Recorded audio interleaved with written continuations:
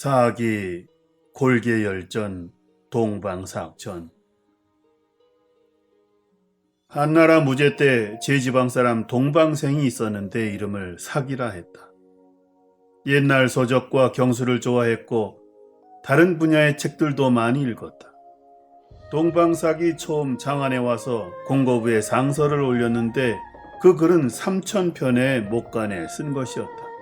이 수레에 실린 목간은 두 사람이 함께 들어야 겨우 옮길 수 있었다. 황제가 상방에서 그 상서를 읽는데 가끔 붓으로 표시를 해가면서 2달 만에야 다 읽었다. 황제는 조서를 내려 낭직을 주고 그를 항상 곁에 있게 했다. 자주 불려가 이 얘기를 나눌 때마다 황제가 기뻐하지 않은 적이 없었다. 때때로 어전에서 음식을 먹게 했는데 먹고 나면 남은 음식을 전부 옷 속에 넣어가지고 가는 바람에 옷이 다 더러워졌다. 종종 비단을 내려주면 어깨에 둘러매고 나갔다. 하사받은 돈과 비단을 아낌없이 써서 장안의 젊은 미녀들을 아내로 맞아들였다.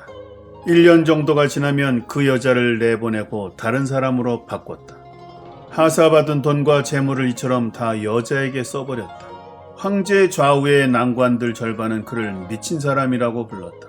황제가 그 얘기를 듣고 말했다. 만약 동방삭이 그런 짓을 안 한다 한들 그대들이 어찌 그 사람만 하겠는가. 동방삭이 아들을 추천해서 낭이 되게 한 다음 다시 시알자가 되게 하니 그는 늘 부절을 가지고 사신으로 나갔다.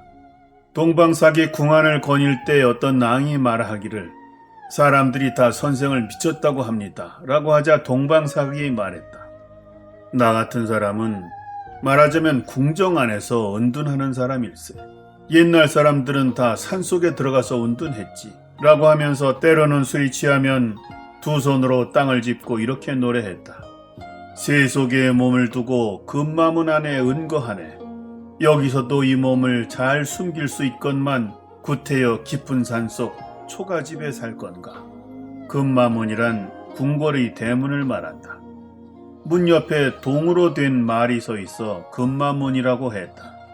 언젠가 궁전에 모인 여러 학자들이 얘기 끝에 전부 동방삭을 이렇게 비난했다. 소진과 장인은 만승의 군주를 상대해서 재상의 자리를 얻고 그 혜택이 후손에 이르렀습니다. 지금 선생은 선왕의 도를 닦고 성인의 가르침에 따라 시경, 서경은 물론 수많은 학문을 공부하신 게 무궁무진합니다. 지은 문장은 세상에 제일이라고 자부하고 계십니다. 그야말로 최고로 박학다식하십니다. 그렇게 온 힘으로 충성하고 성군을 섬기면서 오랜 세월 수십 년 됐지만 벼슬은 시랑에 지나지 않고 지위는 집극에 불과합니다. 생각해보면 무엇이 잘못된 거 아닙니까? 어째서 그렇습니까? 동방삭이 말했다. 그건 진정 그대들이 알 수 있는 문제가 아니오. 그때는 그때 지금은 지금이니 어찌 같을 수 있겠어. 그 장이나 소진이 살던 시대는 주왕실이 완전히 무너져서 제후들조차 조회하지 않을 때였어. 힘으로 정벌하고 권력을 다투면서 군대로 서로를 침탈하다가 12개 나라가 됐지만 승부가 나질 않았어.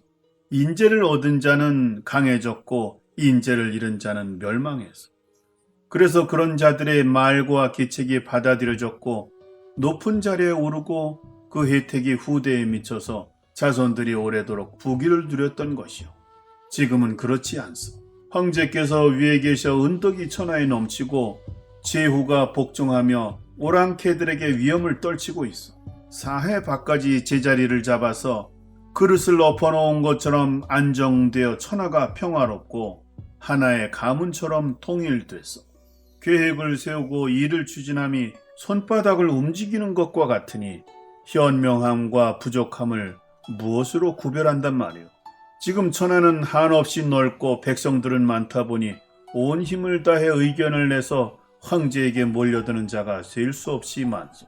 노력을 다해 도의를 지켜도 먹고 입는 것이 힘들고 어떤 자는 관직을 찾는 길조차 잃기도 하오. 장이나 소진에게 지금 태어나게 했다면 작은 벼슬조차 얻지 못했을 테니 어찌 감히 상시나 시랑 같은 지위를 바라겠소. 전해오는 말에 천하에 재해가 없다면 성인이라 해도 능력을 발휘할 곳 없고 임금과 백성이 화합하면 현자라 해도 공을 세울 수 없다고 해서 고로 시대가 다르면 상황도 달라지는 법이요. 그렇다 해도 수신에는 노력하지 않을 수는 없소. 시경에 이르기를 궁궐에서 종을 치니 밖에서도 소리 들리고 국어늪지 하기운이 하늘까지 소리 들린다고 했소. 몸을 닦을 수만 있다면 어찌 부귀영화를 근심하겠소.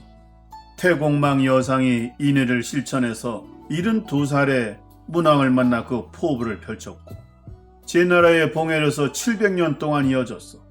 이것이 바로 선비가 밤낮으로 열심히 학문을 닦으며 도를 실천함을 멈추지 못하는 까닭이.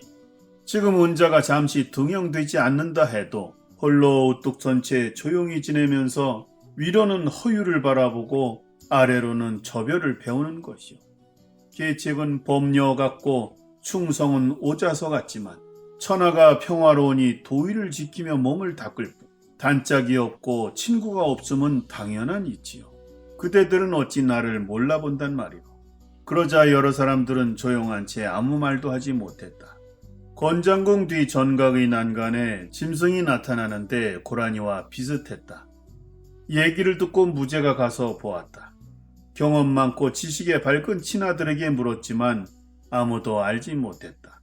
동방삭을 불러 살펴보게 하자 동방삭이 말했다. 신은 알고 있습니다. 신에게 좋은 술과 음식을 내려서 잘 먹게 해주시면 바로 말씀드리겠습니다. 황제가 조서를 내려 줬소라고 했다. 음식을 먹고는 또 말했다. 어느 곳에 공정과 연못 그리고 갈대밭 몇이랑이 있습니다. 폐하께서 그걸 신에게 주신다면 저 동방삭이 바로 말씀드리겠습니다. 황제는 조서를 내려 그렇게 하라고 했다. 그러자 동방삭은 기분이 좋아 말했다. 그건 추하라는 짐승입니다. 먼 나라가 복종하며 와서 받들 때 추하가 먼저 나타납니다. 그 짐승은 이빨의 앞뒤가 하나같이 고른 데다가 어금니가 없어서 추하라 부릅니다. 그런 뒤 1년쯤 되자 흉노 호냐왕이 10만 명을 거느리고 와서 한나라에 투항했다. 그래서 다시 동방삭에게 많은 돈과 재물을 내렸다. 동방삭이 늙어서 죽을 때가 되자 간언을 올렸다. 시경을 보면 윙윙 파리떼가 울타리에 모였네. 착하신 저 군자여 참언을 믿지 마소. 참언은 끝이 없어 나라를 망치나니 라고 했습니다. 폐하께서는 아첨을 멀리하시고 참언을 물리치십시오. 황제가 말했다. 요즘 어째서 동방삭이 저렇게 점잖은 말을 많이 할까? 라며 이상하게 생각했다. 얼마 안 돼서 동방삭이 과연 병으로 죽었다. 옛말에 이르기를 새가 죽을 때가 되면 울음소리가 슬프고 사람이 죽을 때가 되면 하는 말이 착하다고 했으니 바로 이를 두고 한 말이다.